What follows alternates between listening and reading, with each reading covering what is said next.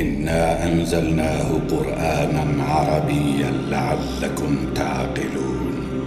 نحن نقص عليك أحسن القصص بما أوحينا إليك هذا القرآن وإن كنت من قبله لمن الغافلين. إذ قال يوسف لأبيه يا أبت إني رأيت 11 كوكبا والشمس والقمر رأيتهم لي ساجدين.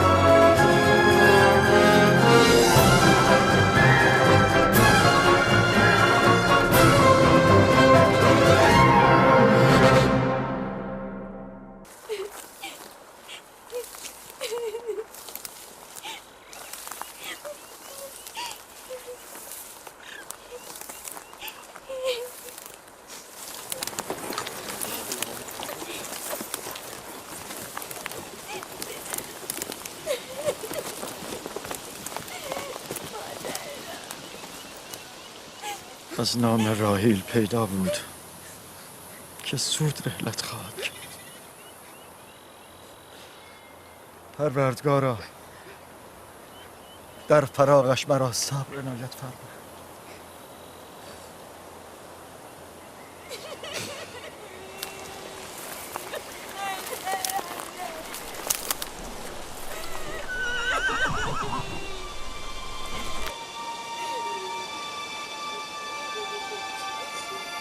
پدر جان، کنعانیان آمدن. چه فایده؟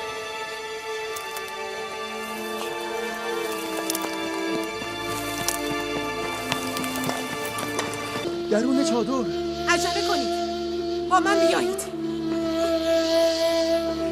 سلام بر نبی خدا. سلام دارم. دیر آمدی خواهم. دیر آمدی. او راحیل بود.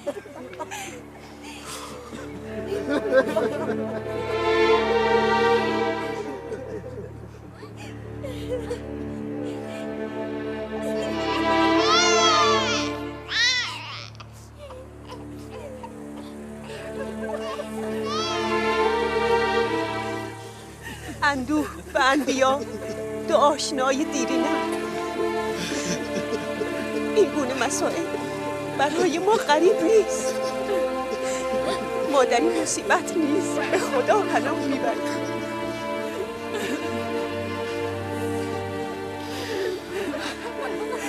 تو باید بیا باشی. خواهر راهی به تو تسلیت میگیرم.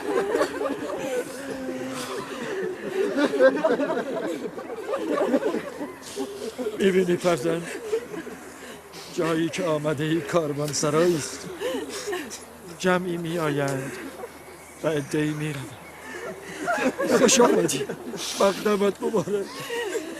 مقدم او نامبارک است. نامبارک. او را بنعانی بنامید. فرزند نکبت. او باعث مرگ خواهرم شد. بس کن زن، بس کن. مرگ و زندگی به دست دیگری است. این کودک که گناهی نداره. بنعانی نه، بنیامین فرزند دست راست. او دست راست پدرش خواهد. تو کیستی عزیز عمه؟ یوسف فرزند راهیل. از تو نیز یادگار راهیلی.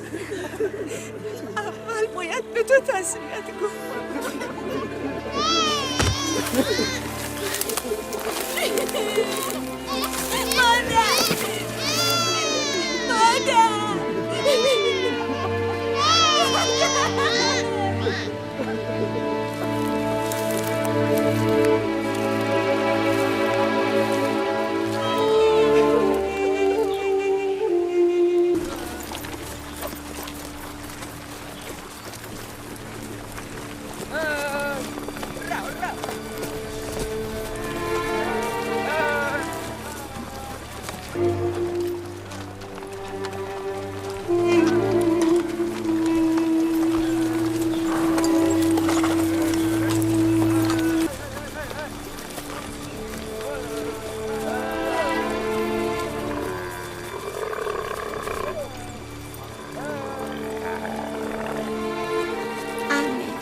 پدرم میگوید خداوند هر که را بیشتر دوست دارد او را به نزد خود میبرد. عزیز عمه، تو میدانی مادرت نزد خداوند است؟ میدانم خداوند او را به بهشت برده، ولی من دوری او را نمیتوانم تحمل کنم.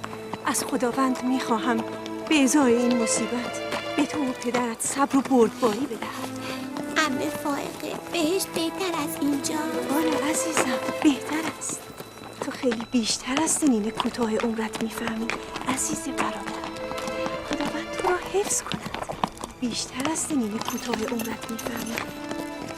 من در چهره زیبا و معصوم این کودک و در کلماتی که بر زبان میراند نشانه بزرگی میبینم. او بیش از همسالان خود میفهمد. این باور کردنی نیست.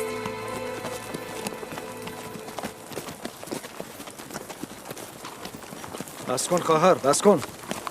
یوسف هم مثل دیگر برادران خود با آنها فرقی نداره. چهره و کلام یوسف برای من دلنشین است. از تو میخواهم نگهداری او را به من بسپاری. شاید غم بیمادری او را قدری التیام دهم.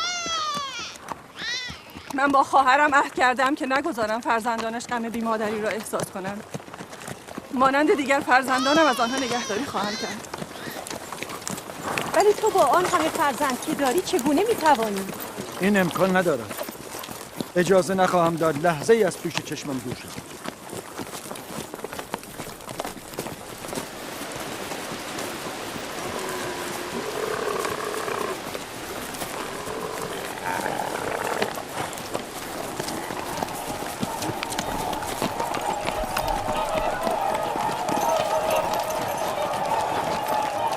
بالاخره رسیدیم. شهری که تا آخر عمر باید در آن زندگی کنم.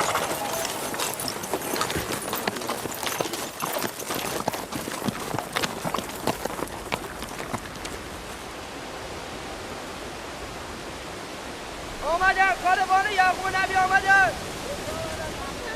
مقدمشون مبارک.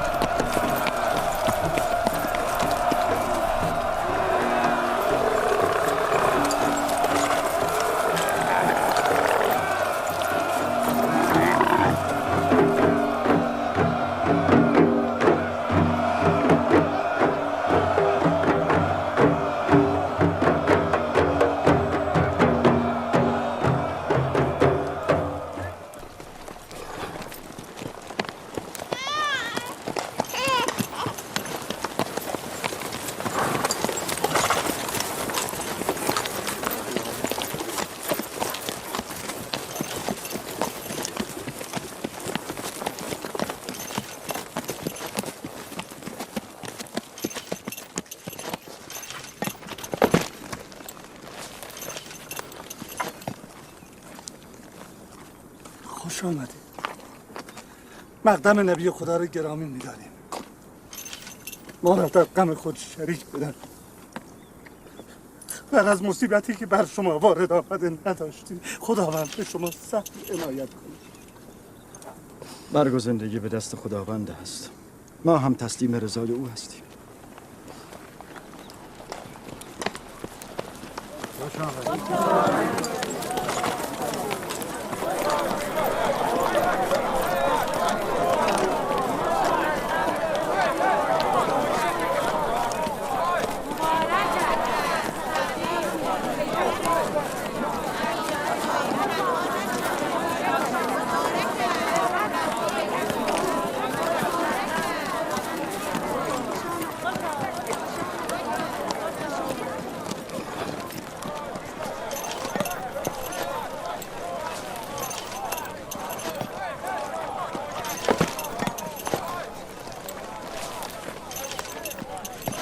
خواهر، مقبره پدرمان اسحاق نبی کجا قرار گرفته؟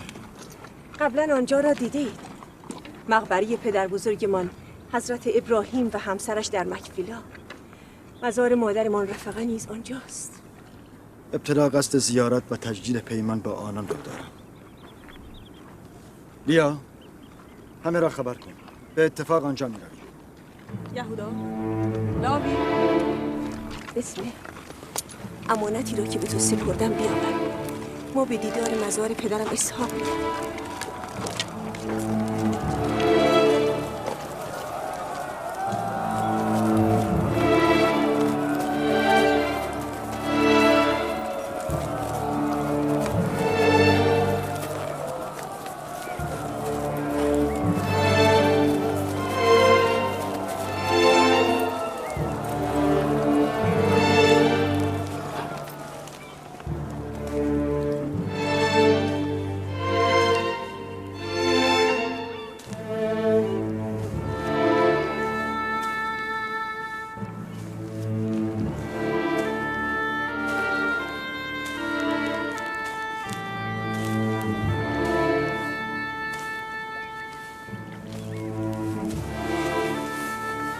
درود خداوند بر ابراهیم پیامبر.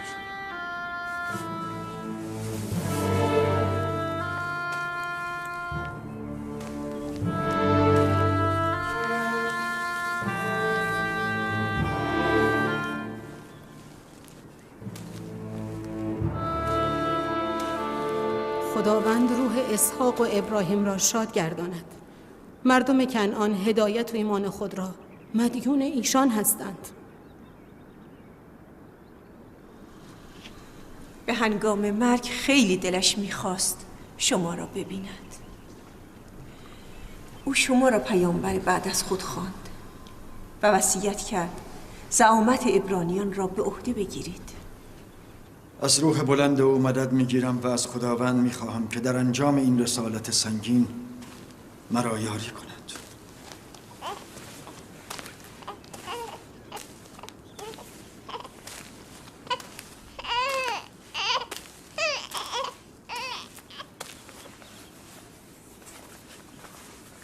این پیراهن متعلق به پدر بزرگمان حضرت ابراهیم است که به پدرمان اسحاق به ارث رسید. اینک شما وارثان هستید. در نبود شما من که بزرگترین فرزند پدرمان بودم از آن مراقبت کردم. اینک ادای امانت نموده آن را به شما می سپارم. طبق وصیت پدرم این پیراهن به انبیای بعد از شما خواهد رسید. شاید بتوان آن را جبه رسالت نامید.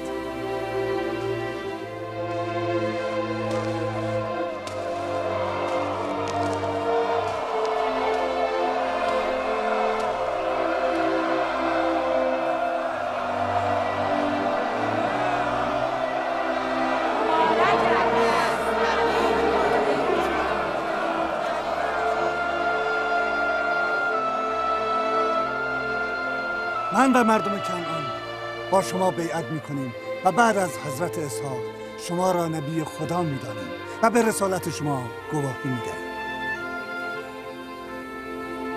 مبارکه.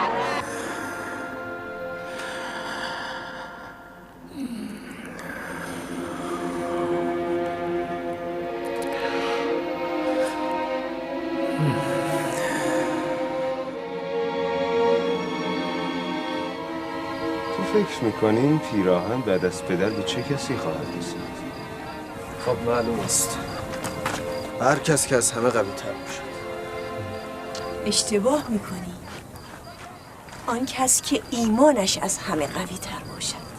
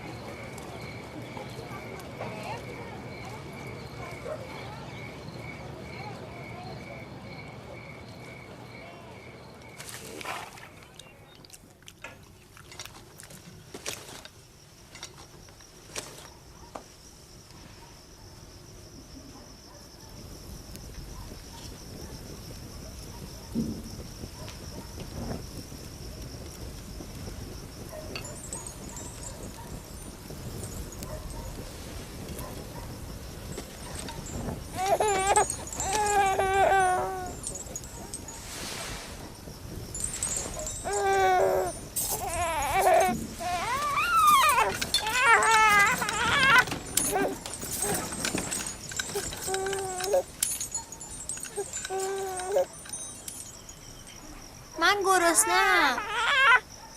به ما غذا نمیدهی مادر؟ پس غذا چه شد؟ کمی تحمل کنید. چه خبر است؟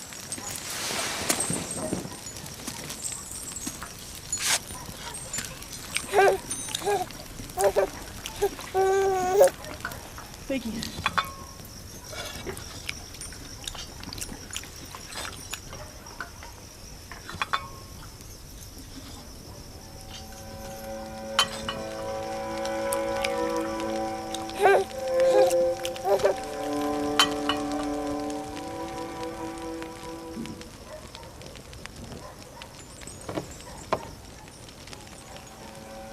شما را چه شده؟ چرا نمیخورید؟ این کم است.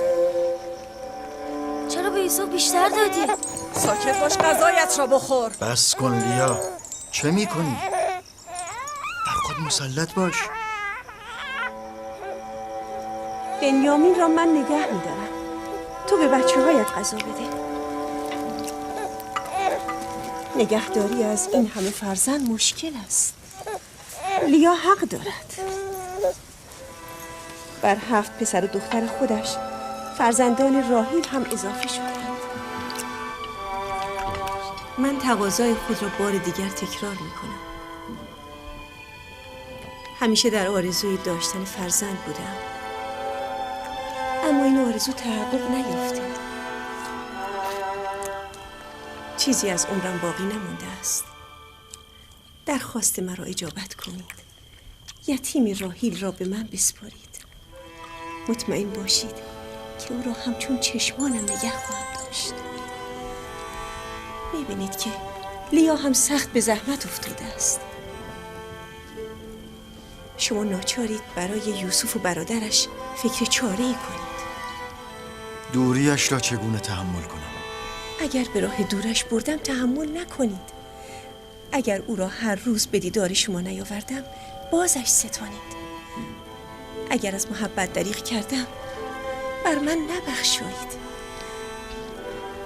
بگذارید این سالهای پایانی عمرم را با محبت به یوسف سپری کنم. یقین داشته باشید که هم روح راحیل را خوشحال خواهم کرد، هم دل شما را. اما فائقه، عهد من با خواهرم راحیل چه می شود؟ سوگند خوردم که نگذارم فرزندانش غم بی مادری را احساس کنند.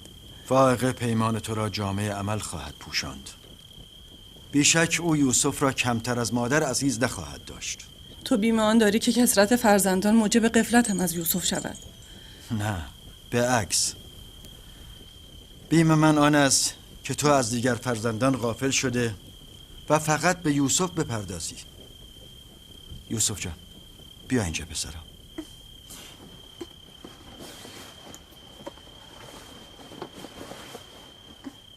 بگو ببینم پسر، آیا بودن با عمه فائقه را دوست داری؟ آری پدر، عمه فائقه مادر خوبی است. نه به خوبی مادرت عزیزم، اما سعی خواهم کرد بوی خوی او را از من استشمام کنی. سپاسگزارم برادر. با تو عهد می کنم که چون جان عزیزش بدارم و چون قلب در سینه جایش دهم. پیش از آن که پشیمان شوم او را از اینجا ببر. یعنی ما دیگر یوسف را نخواهیم دید؟ این را که گفته؟ نه عمه جان، هر روز اینجا با شما بازی خواهد کرد.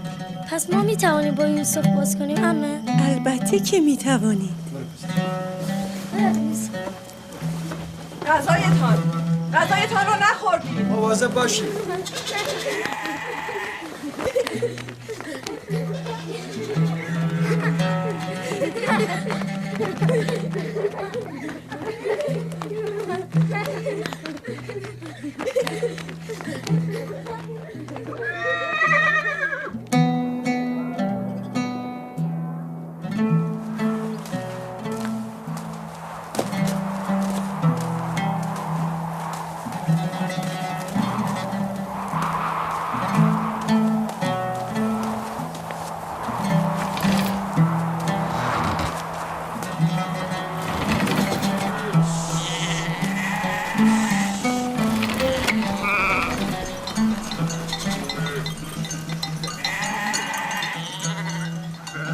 از این پس مسئولیت گوسفندان با شماست.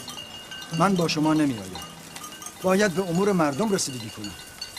علت آمدن ما به کنعان همین بود. مراقب باشید گوسفندان را خطری تهدید نکنند. نگران نباش پدر، که دیگر کودک نیست. میدانم بروید. سلام بر عمه مهربان. سلام. سلام عمه جان. سلام، دست خداوند بخواه.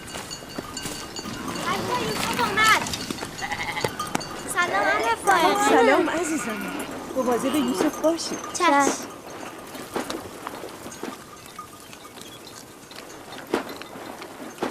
سلام بر نبی خدا.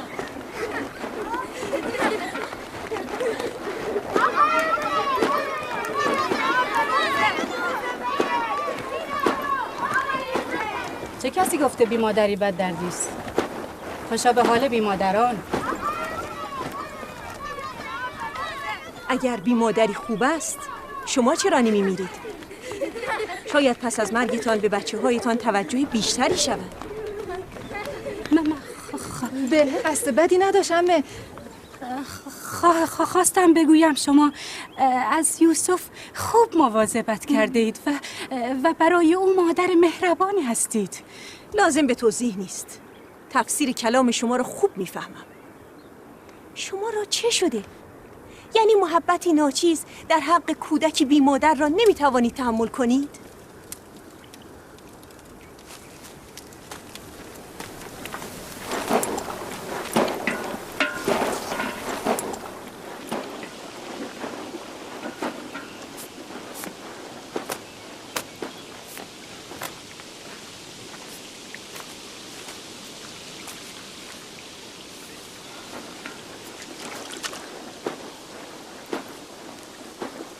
مراقب باش خواهر. محبت‌های بیش از حد شما به یوسف در انظار و آراستن و پیراستن او زمینه حسادت برادرانش را فراهم نکند. علت سپردن یوسف به شما محبت بیش از حد لیا به او بود. او ناخواسته بین یوسف و برادرانش ایجاد اختلاف می‌کرد. آنان که زمینه حسادت را در فرزندان تو ایجاد می کنند بلهه و زلفا هستند، نه لیا.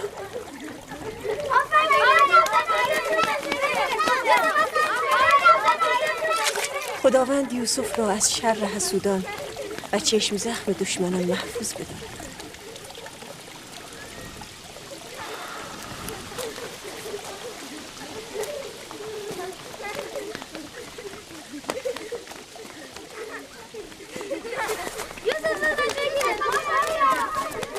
نمیدانم چرا نگران او هستم.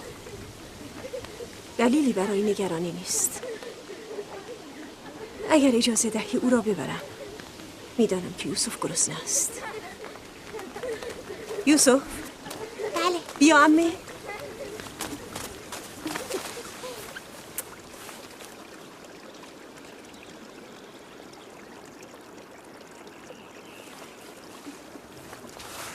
بریم عزیزم.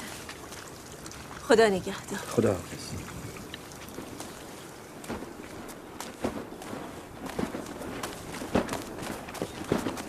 مادر، لباسهای زیبای یوسف رو دیدی؟ همه فاقه برای او دوخته است. برای ما هم از اون لباسا درست میکنیم. من فکر میکنم پدر دلیل دیگری داشت که ماما نیامد. مثلا چه دلیلی؟ یوسف. او دوست دارد با یوسف بماند. من اینطور فکر نمی کنم. او پیامبر است. باید در بین مردم باشد و به امور آنان رسیدگی کند. لباسهای یوسف را دیدی؟ دیدم. خیلی زیبا شده بود. خوش به حالش.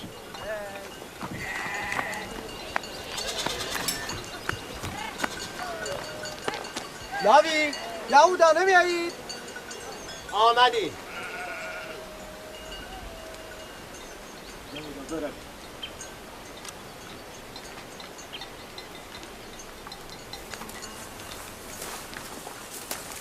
در وضعش که خیلی مرتب شده بود.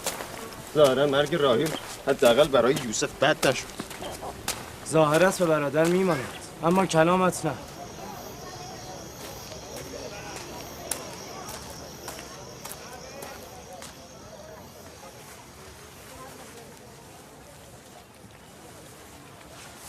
این را بپوش.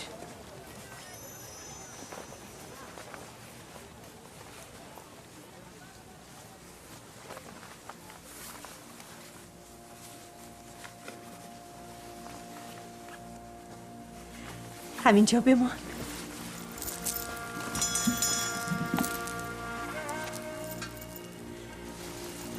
میدانی این چیست؟ این کمربند پدرم اسحاق نبی پدر بزرگ توست. آرزو داشتم آن را به کسی دهم که ادامه دهنده راه نبوت باشد. امیدوارم آن ادامه دهنده تو باشی. من این کمربند را دوست دارم. پیراهن حضرت ابراهیم و این کمربند نزد من امانت بود. پیراهن را به برادرم دادم. این کمربند نیز فعلا نزد تو باشد. مواظب باش آن را گم نکنی. میترسم بعضی از دیدن این کمربند ناراحت شوم. مثلا چه کسانی؟ مثلا برادرانم. اصلا جای نگرانی نیست. عجله کن. باید به مجلس موعظه پدرت برسیم. برویم.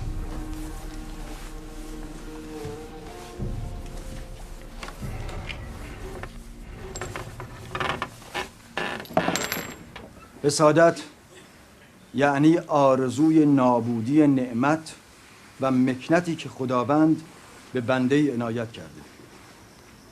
حسادت یعنی داشتن دیگران را تحمل نکردن.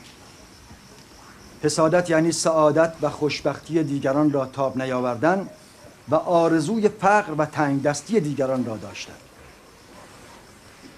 حال یک نفر بگوید ببینم حسود کیست؟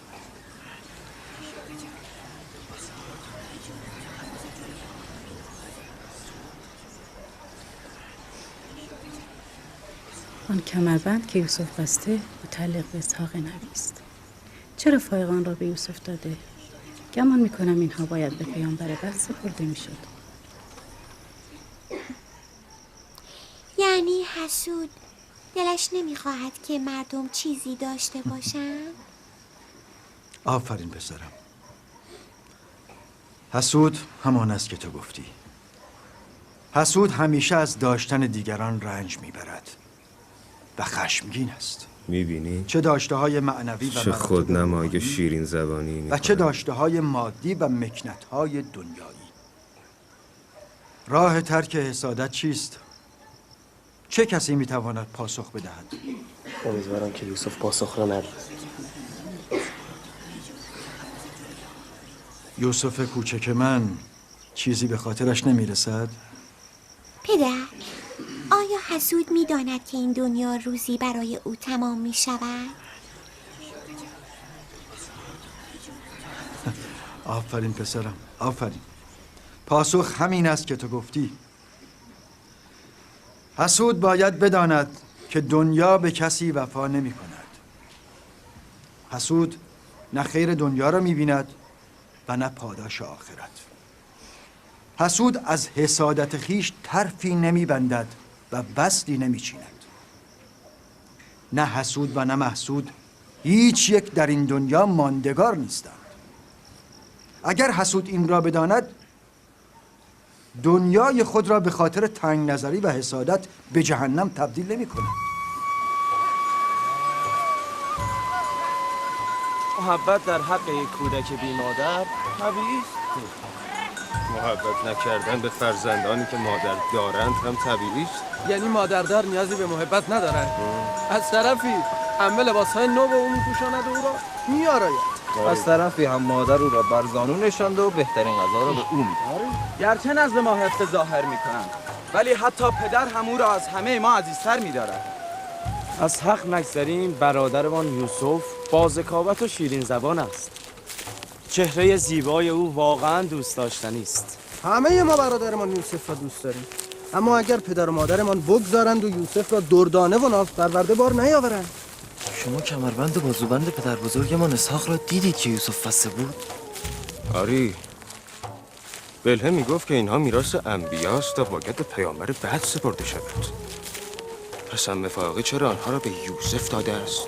خب این را میتوان از عمه پرسید. غروب که گله را باز گرداندیم به نزد عمه میرویم. بچه‌ها سنگ. یک بار دیگر امتحان می‌کنی؟ همه شما را شکست. ای دوباره این یهودا شروع کرد. حتما هر کسی که برنده شود جانشین بدست. باشا اول تو.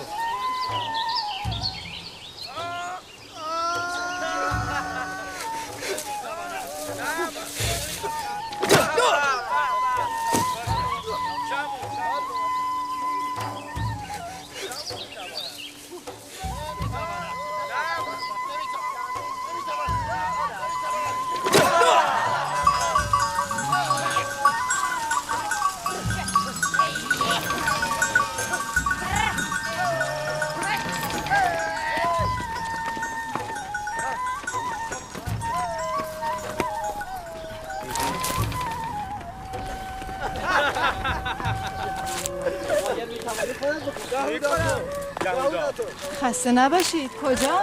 سلام زلفا. گله را به آقل بردیم، نزد عمه فائقه میرویم. با او کاری داریم. یعنی میخواییم از او چیزی بپرسیم.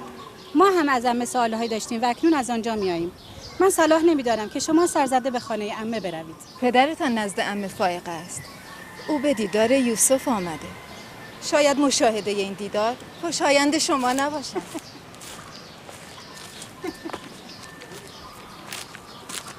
مگر اونجا چه خبر است؟ خب برویم ببین. این که کاری نداره.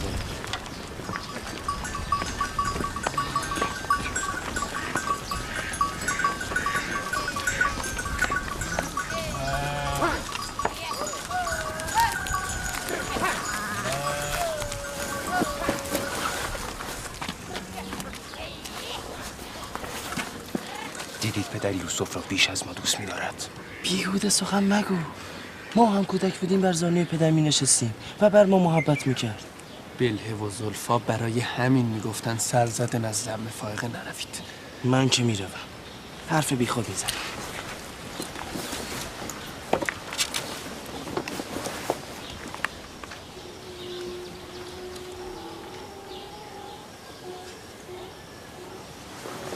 همینجا بیز پسرم. سلام پدر. سلام پدر.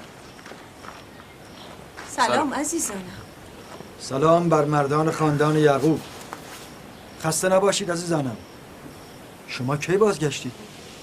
همینک گوسفندان را به آغل بردیم و آمدیم که آمدید که چه؟ آمدیم که با عمه سخن بگوییم. خب بگویید. میشنوم. عمه، این کمربند متعلق به پدر بزرگ اسحاق نبی است؟ بله همینطور است. اما برای یوسف حکم بازیچه را دارد. حقیقت این که گفتم یوسف با آن سرگرم شود تا غم بیمادری را فراموش کند. ولی بلهه میگفت این کمربند میراث پیامبر گذشته است و باید به پیامبر بعد برسد. پیامبر بعد از اسحاق نبی من هستم. این کمربند برای من میراث پدر و برای یوسف وسیله بازی و سرگرمی است. بلهه و زلفا تا وقتی راحیل زنده بود به او حسادت میکردند. حالا که دیگر او نیست به فرزندانش حسادت میکند. خیلی به صحبت‌های آنها توجه نکنید. پدر، یهودا میگوید که شما یوسف را بیش از ما دوست دارید. اینطور نیست. ولی شما امروز به دیدار یوسف آمده اید. او را بر زانو نشانده بودید. شما را هم در دوران کودکی بر زانو می نشاندم. اگر شما هم از من دور بودید برای دیدارتان می آمدم. من همه شما را دوست دارم و دلم نمیخواد این گونه سخنان را بشنوم. بروید. من شما را مردان خانواده و پشت و پناه خود می دانم. آنگاه شما خود را با کودکی خرد و ضعیف مقایسه می کنید. خداحافظ خواهر.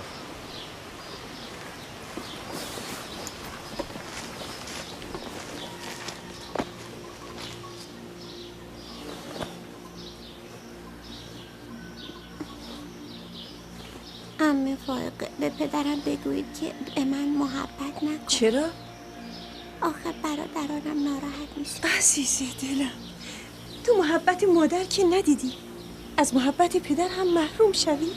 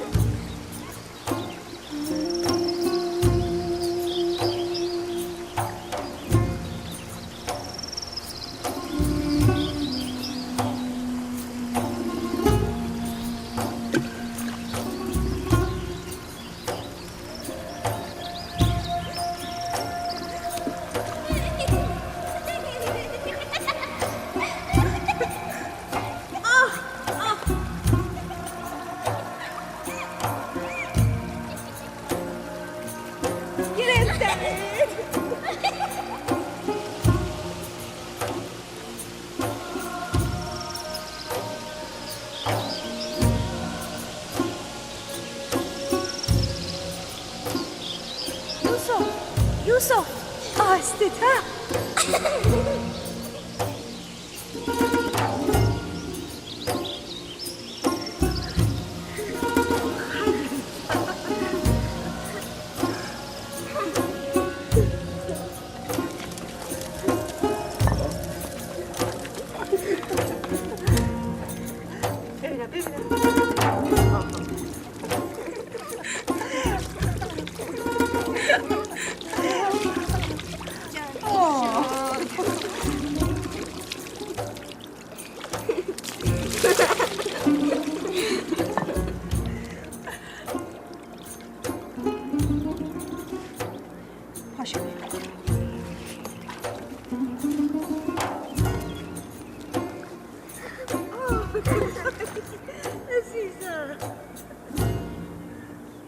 پنهان شوید، بروید، عجله کنید. عجله کنید، پنهان شوید، بروید، عجله کنید. پنهان شدید؟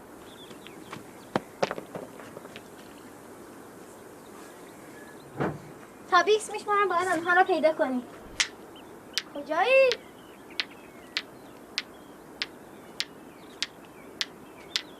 کجایید؟ پیدا کردم. بیافته. تو باید چشم بده.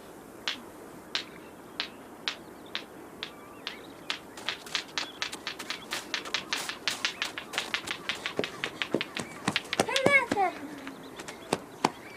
اما هنوز یوسف را پیدا نکردی. یوسف،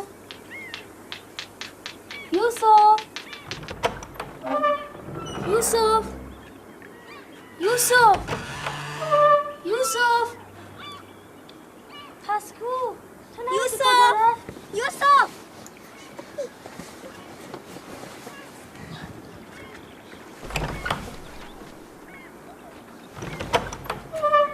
یوسف، یوسف،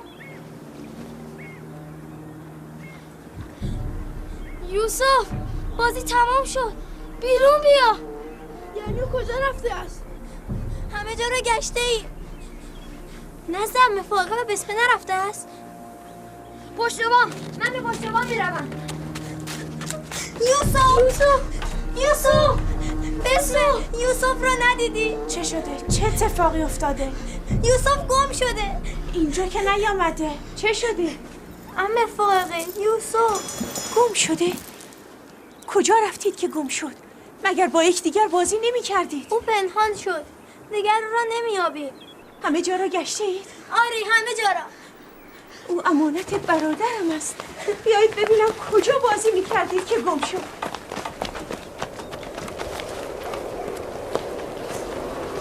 یوسف! یوسف! همه جا کجایی؟